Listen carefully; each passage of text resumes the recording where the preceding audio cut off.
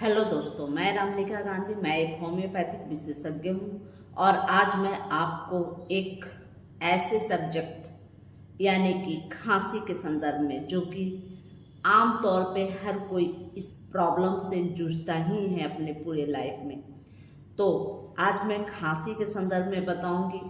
खांसी कोई बीमारी नहीं होता। खांसी एक लक्षण है, एक सिम्टम है जो आपको अक्सर होती है तो बहुत ज़्यादा परेशान करती है। खांसी अक्सर सर्दियों के मौसम में बहुत ज़्यादा देखने को मिलता है और जब मौसम में बदलाव हो तो भी यह देखने को मिलता है, या कभी कभी हम गर्मी में भी अगर कुछ ठंडे चीज़ों का सेवन कर लेते हैं तो इस तरह की खांसी व सर्दी अक्सर हम लोगों को हो जाया करती है। लेकिन सर्दियों के वक्त या मौसम चेंज के वक्त बहुत ज़्यादा यह देखने को मिलता है और यह एक वायरल इन्फेक्शन की तरह फैलता भी है। कोरोना के वक्त इस खांसी से लोग बहुत ज़्यादा भयभीत हुए थे, लेकिन यह खांसी आमतौर पे बहुत ज़्यादा तकलीफदायक होता है। जब भी होता है तो व्यक्ति को बहुत ज़्यादा तकलीफ देता है। अब बात कर लेते हैं कि खांसी में क्या करना चाहिए। खांसी में आमतौर पे कोई भी एंटीबायोटिक लेने से पहले आपको अपने घरेलू उपचार जरूर करनी चाहिए। जैसे तुलसी पत्ते का जो काढ़ा है उसको तैयार कर लेनी चाहिए। तुलसी, अदरक, काली मिर्च का काढ़ा बहुत ज़्यादा इसके लिए हेल्पफुल होता है। अब बात कर लेते हैं कि इसमें एहतियात क्या बरतना चाहिए। अगर आपको बहुत जल्दी जल्दी ठंड लगती है या बहुत ज़्यादा आपको ठंड से खांसी की शिकायत होती है तो ऐसे स्थिति में आपको सबसे पहले तो ठंड से बचनी चाहिए। मौसम जब परिवर्तन होता है तो उसमें अपने आप को ज़्यादा सावधानी बरतनी चाहिए। हमेशा गर्म व गुनगुने पानी का सेवन करना चाहिए। ठंडा पेय लेने से बचना चाहिए। साथ में अगर आपको ठंडी बहुत ज़्यादा असर करता है तो हो सकता है आपको एलर्जिक प्रॉब्लम हो, तो आपको अपने एलर्जी की ट्रीटमेंट करानी चाहिए। अगर खांसी 3 हफ्ते से ज़्यादा हो तो आपको ज़रूरी एहतियातन टेस्ट कराने चाहिए, क्योंकि हो सकता है अगर 3 हफ्ते से ज़्यादा आपको खांसी रही हो तो सकता है ये आपको टीबी की प्रॉब्लम हो, ट्यूबरकुलोसिस हो सकता है यह कैंसर के भी लक्षण आ सकते हैं। बहुत सारे कैंसर में इस तरह की खांसी देखी जाती है जो लंबे समय से चली आती है। अगर 3 सप्ताह से ज़्यादा अधिक खांसी रहती है तो बहुत तरह की समस्याएं हो सकती हैं, इसलिए सावधानी बरतनी चाहिए और जरूरी टेस्ट करानी चाहिए। इसके अलावे अगर आपको खांसी हुई है तो कुछ होम्योपैथिक दवाइयाँ लेनी चाहिए। चूँकि आप लोग अधिकांश लोग जान चुके हैं कि एंटीबायोटिक ज़्यादा उपयोग करने से शरीर की इम्यूनिटी बूस्टर कमज़ोर होती है और इम्यूनिटी पावर अगर कमज़ोर हो तो शरीर की इम्यूनिटी पावर कमज़ोर होती है और इम्यूनिटी पावर कमज़ोर हो तो बहुत तरह की समस्याएं अक्सर शरीर में आती रहती हैं और हमें तकलीफ देती रहती है। इसलिए होम्योपैथिक दवाइयों का सेवन करना चाहिए। होम्योपैथिक दवाई सुगम भी है, सुरक्षित भी है, कभी किसी को नुकसान नहीं करती। तो होम्योपैथिक दवाई लेने का एक बहुत बेहतरीन समस्या यह है कि कोई भी दवा फिक्स नहीं है। मान लीजिए अगर आपको खांसी है तो खांसी कितने ही प्रकार की होती है और प्रत्येक व्यक्ति की खांसी में बहुत ज़्यादा फर्क भी होता है। किसी को ड्राई कफ है, किसी को लूज कफ है, यानी कि कफ वाला खांसी है, किसी को सूखी खांसी है, किसी को खांसी का एक दौरा पड़ता है, किसी को ठंडे पानी पीने से आराम होता है, किसी को गर्म पानी पीने से आराम होता है, किसी के खांसी में बार बार प्यास लगता है और बहुत ज़्यादा पानी पीते हैं। कोई व्यक्ति जब भी खांसी होता है थोड़ा सा पानी पीता है, वो ज़्यादा पानी उसको पीने का जचता नहीं है। तो सबकी सिम्टम अलग अलग है। किसी को दिन में बहुत ज़्यादा खांसी होती है, किसी को रात को खांसी होती है।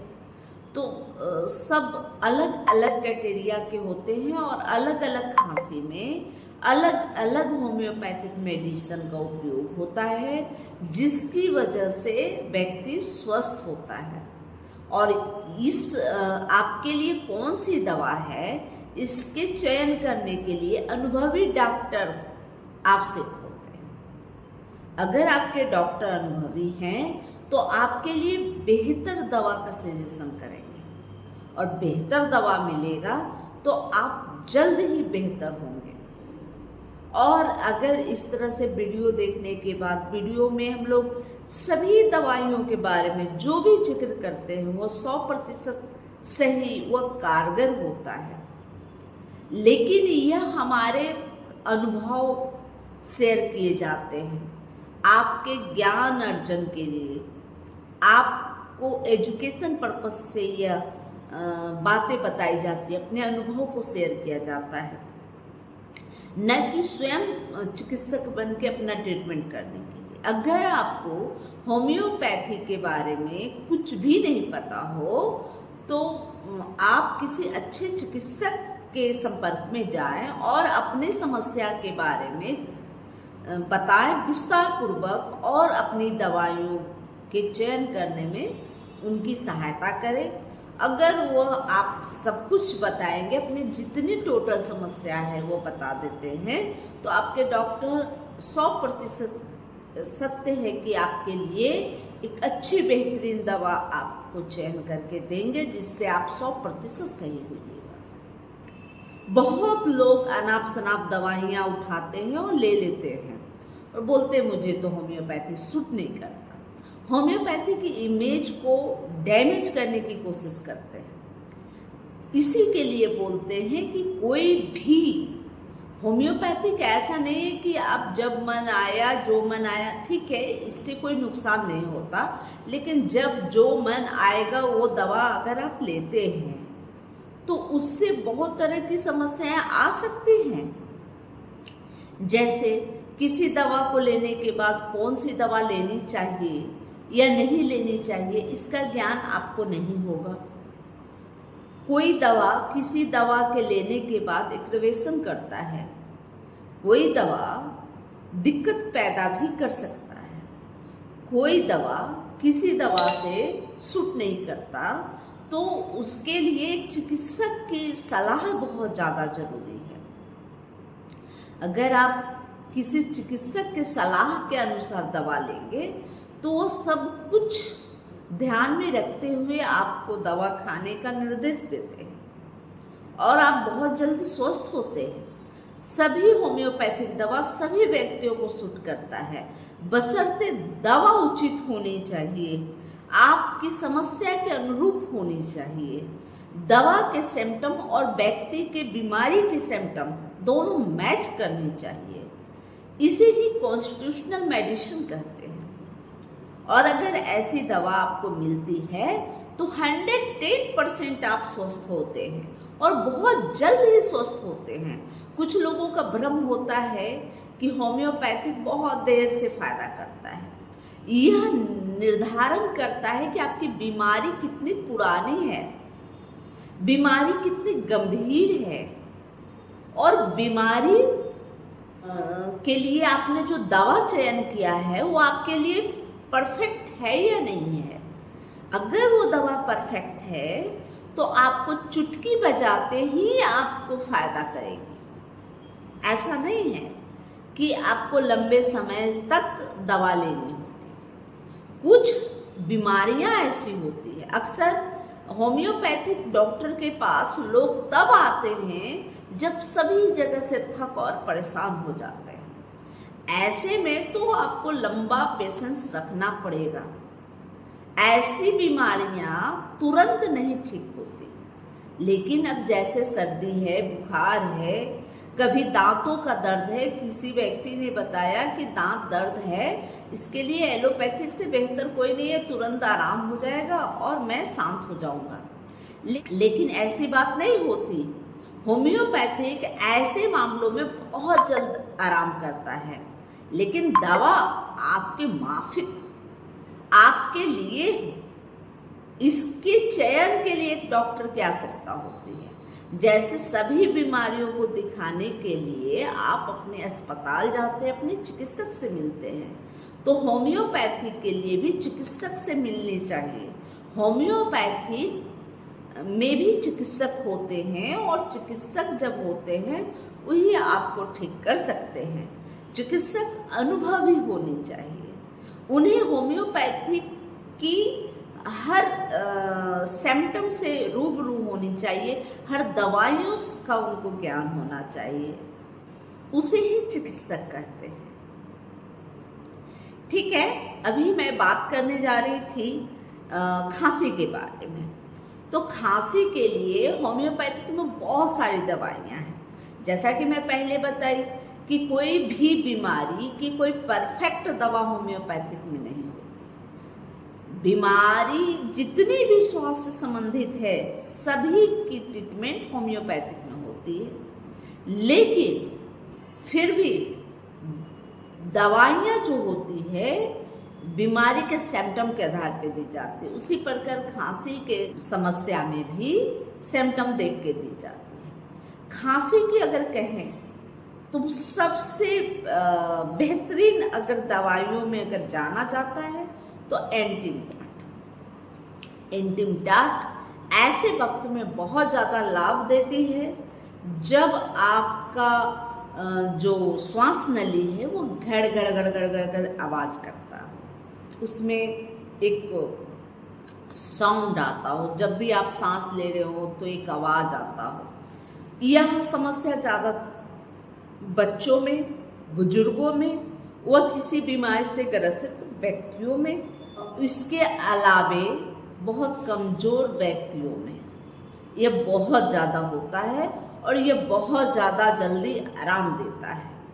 तो जब भी गड़गड़ गड़गड़ आवाज़ साउंड के साथ अगर आपको खांसी होती हो, कफ निकलने में दिक्कत होती हो या कफ निकलता भी हो, लेकिन यह साउंड अगर देखने को मिल रहा है तो ऐसी स्थिति में आपको एंटीमटाट लेना चाहिए। इसके अलावे एक और ड्राई कफ होता है, ऐसा लगता है कफ फेफड़ों में अटका हुआ है, सांस लेने में नहीं बन रहा है, और ऐसी स्थिति में साय साय सी आवाज़ हो, तो ऐसी स्थिति में अस्पोंजिया लेनी चाहिए 30 पोटेंसी में, सुबह 2 बूंद, दोपहर 2 बूंद व शाम 2 बूंद। अगर रात को बहुत ज़्यादा खांसी बढ़ जाती हो, 12-1 बजे व्यक्ति उठ के बैठ जाता हो, घुट घुट करके पानी पीता हो, मतलब थोड़ी थोड़ी पानी पीता हो, जब खांसी का दौर आता हो थोड़ा थोड़ा पानी पीता हो, और रात के वक्त बहुत ज़्यादा खांसी होती हो, तो ऐसी स्थिति में आर्सेनिक एल बहुत अच्छा काम करता है।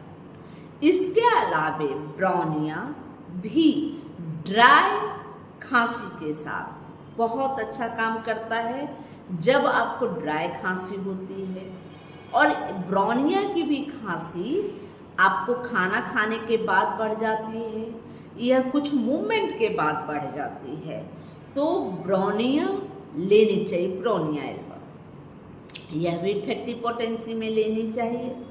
ऐसी खांसी जिसके साथ ड्राइनेस हो, आपके स्किन का ड्राइनेस हो, आपके स्टूल का ड्राइनेस हो, आपके कफ का ड्राइनेस हो, यानी कि इसमें ड्राइनेस देखा जाता है, और ऐसे रोगी पानी पीते हैं। जब भी खांसी होता है तो उन्हें बहुत ज़्यादा प्यास महसूस होता है, और पानी जब पीते हैं तो अच्छी क्वांटिटी में, मतलब अच्छा ज़्यादा से ज़्यादा पानी पीते हैं, तो इस तरह के जब मरीज हैं तो आपको ब्रोनिया एल्वा लेनी चाहिए। इसके अलावे जब खांसी का दौर बहुत ज़्यादा हो और कफ निकलने का नाम नहीं लेता हो, कफ ऐसा लगता हो अटका हुआ है, सांस लेने में नहीं बन पा रहा है, अगर ऐसी स्थिति है और इसके साथ अगर बहुत खांसी होती है तो उल्टी सा होता है, उल्टी होने लगता है,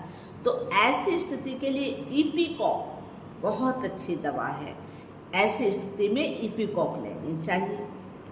अब बात कर लेते हैं कि जब खांसी होती है तो आपको और क्या लेनी चाहिए। तो इसमें मदर टीचर के रूप में आप एस्पिडोस्पर्मा मदर टीचर ले सकते हैं। जब यह खांसी लंबे समय से बनी हुई हो, जब यह खांसी बार बार होती हो, बार बार आपको ठंड लगती हो और बार बार खांसी उभर कर आती हो और बार बार सांस लेने में दिक्कत होती हो, आपको ऐसा लगता हो कि आपके कफ से आपके फेफड़े ब्लॉक कर गए हों, तो वैसी स्थिति में एस्पिडोस्पर्मा मदर टीचर लेनी चाहिए। इसके अलावे आपको जस्टिसिया मदर टीचर लेनी चाहिए। जस्टिसिया एडाटोडा बहुत अच्छी मेडिसिन है, इसे आयुर्वेद में भी इसका उपयोग होता है और इसे होम्योपैथिक में भी उपयोग होता है। जब आयुर्वेद में उपयोग होता है तो इसे बासा का मूल अर्क बोलते हैं, लेकिन जब होम्योपैथिक में इसका उपयोग होता है तो इसे जस्टिसिया एडाटोडा के नाम से जानते हैं।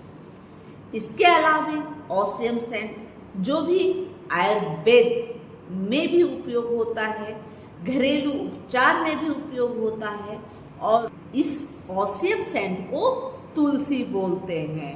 तुलसी के रूप में हम लोग घरेलू उपचार करते हैं और इस ऑसियम सेंट का मदर टीचर हमारे होम्योपैथिक में भी अवेलेबल होता है। तो आप ऐसे खांसी के लिए ऑसियम सेंट का भी उपयोग कर सकते हैं। ऑसियम सेंट बेहतरीन दवा होती है आपके कफ को, आपकी खांसी को ठीक करने के लिए। इतना ही नहीं, ये किडनी के स्टोन को भी निकालने की इसमें बहुत बड़ी क्षमता होती है।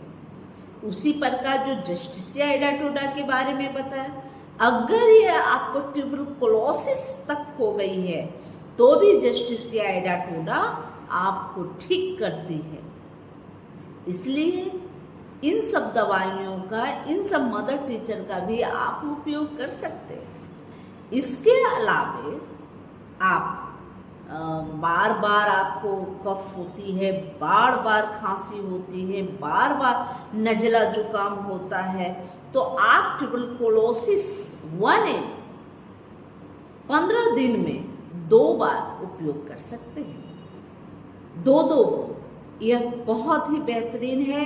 इसे 2 बार उपयोग करने के बाद छोड़ देनी चाहिए और एंटिमटाट या एस्पोंजिया, इपीकॉक जो भी आपके सिम्टम से मैच करती हो, उन दवाइयों को आप ले सकते हैं, ठीक कर सकते हैं। ब्रोनिया के बारे में भी मैं जिक्र की। ब्रोनिया भी इस तरह की कफ प्रकृति लोगों के लिए बेहतरीन है, लेकिन इसमें हमेशा याद रखनी चाहिए कि ड्राइनेस होनी चाहिए, यानी कि गले में सूखापन हो, प्यास लगता हो, सूखी खांसी हो, और साथ में जब खांसते हो तो आपकी छाती में, आपके फेफड़े में दर्द हो और आप उसे हाथों से अगर दबाते हैं, कुछ करते हैं, तो आपको बहुत ज़्यादा आराम महसूस हो। तो ऐसे खांसी के लिए ब्रोनिया बेहतरीन मेडिसिन होती है। तो यह सब जो दवाइयाँ थी, ये बहुत सारे लोगों को ठीक करते हैं और बहुत सारे लोगों में ऐसे सिम्टम नज़र आते हैं, तो यह दवाइयाँ उपयोग में लाई जाती है। एंटिमटाट एक बहुत सारे लोगों को यह ठीक करती है और बेहतरीन दवा है, लेकिन एंटिमक्रूड भी बहुत ज़्यादा अहमियत रखता है, जबकि एंटीक्रूड पेट से संबंधित समस्याओं के लिए होती है। लेकिन आपके अगर जीभ पे सफ़ेद लेप जमा हो और खांसी भी मौजूद हो तो, और सांस लेने में नहीं बन रहा हो, अटका अटका सा महसूस हो रहा हो, तो आप इसके साथ साथ आपको कब्ज हो या डायरिया हो, तो वैसी स्थिति में एंटीक्रूड आप ले सकते हैं। और मतलब कि खांसी से रिलेटेड हो, पेट की भी समस्या, खांसी भी हो और पेट की भी समस्या हो, वैसी स्थिति में एंटीक्रूड बहुत ही बेहतरीन काम करती है। तो इस तरह से कोई भी दवाई किसी भी बीमारी के लिए परफेक्ट फिक्स नहीं होती। ब्लिक सभी दवाइयाँ सभी तरह की बीमारियों को ठीक करने की क्षमता रखती है, बशर्ते दवाइयों का सिम्टम और आपकी समस्या की सिम्टम दोनों मैच करने चाहिए। इसलिए कहते हैं कि किसी चिकित्सक से आप जरूर सलाह लें, और सलाह लेने के उपरांत दवा लें तो आप जल्द ही ठीक हो सकते हैं।